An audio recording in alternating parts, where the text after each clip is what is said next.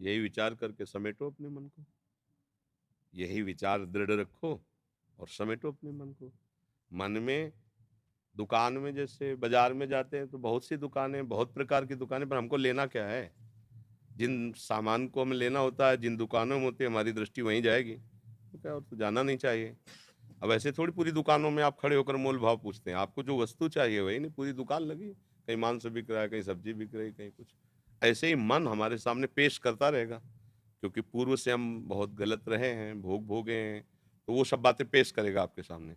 अब आपको क्या लेना है? जो लेना है वो स्वीकार करो, नहीं लेना है तो आप डिलीट करो। राधा राधा राधा, अस्वीकार कर दो, वो संस्कार नहीं बना पाएगा, वो नष्ट हो जाएगा।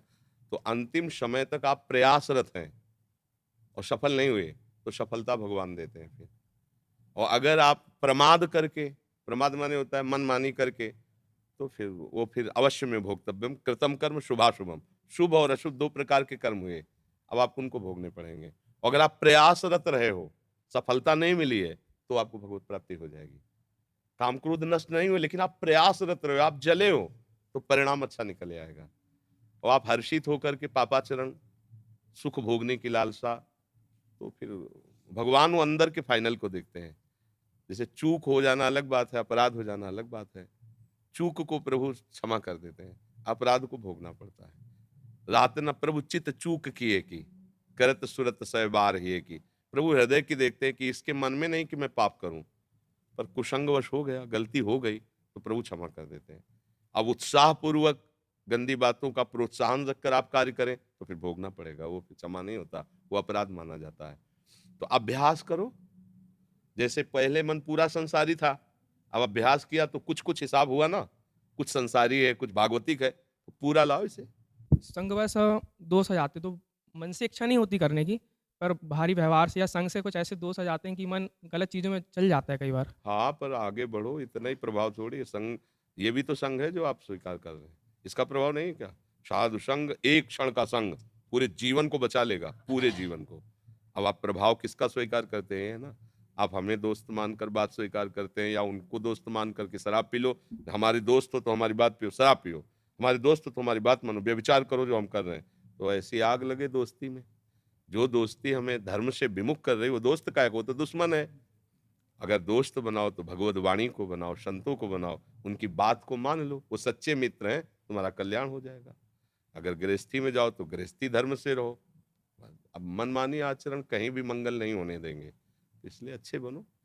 जब हम इतना छुटा पाए, पता चल गया कि 100 में 10 गांठ छोड़ ली, 90 रह गई, तो उत्साह बढ़ना चाहिए ना। अब 90 क्या है? हजारों जन्मों की लगी गांठ अगर हमने 10 छुड़ा ली इतनी जल्दी, तो हम 90 भी छुड़ाने की कोशिश करेंगे। और हमारे साथ भगवान है, गुरु है, संत महात्मा है, फिर हमें परेशानी क्या है? जो रहीम उत्तम प्रकृति का कर शकत कुसंग, चंदन विष व्यापत नहीं लपटे रहत भुजंग।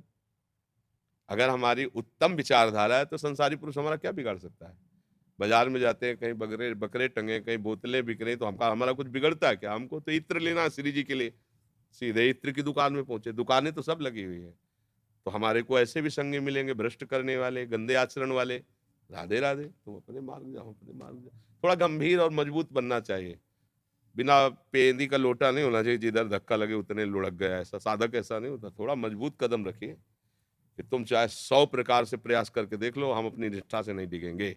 ऐसा साधक, जिद्दी स्वभाव, हठी स्वभाव, भजन नहीं छोड़ेंगे, सतमार्ग नहीं छोड़ेंगे, प्राण चाहे चले जाएं, ऐसा। गुरुदेव आप श्री जी से प्रार्थना करिए कि हम जल्दी से जल्द इस मार्ग में आगे बढ़ें। हमारी तो प्रार्थना है ही है, तभी आप हमारे सामने आए हो, है नहीं? हम बैठे इसीलिए हैं। ये तो कहने की जरूरत ही नहीं, आप हमें सपोर्ट दीजिए बस। सपोर्ट का मतलब है हम जो कह रहे हैं वो बात मान लीजिए। अधिक से अधिक नाम जपने का प्रयास कीजिए। गंदे लोगों के संग का रंग अपने अंदर मत लाइए, आगे बढ़ जाओगे। श्री जी ने तो मनुष्य शरीर दिया ही इसीलिए, श्री जी ने तो वृंदावन बुलाया इसीलिए, संत संग दिया इसीलिए। वो तो कृपा समुद्र है, मांगने की जरूरत नहीं।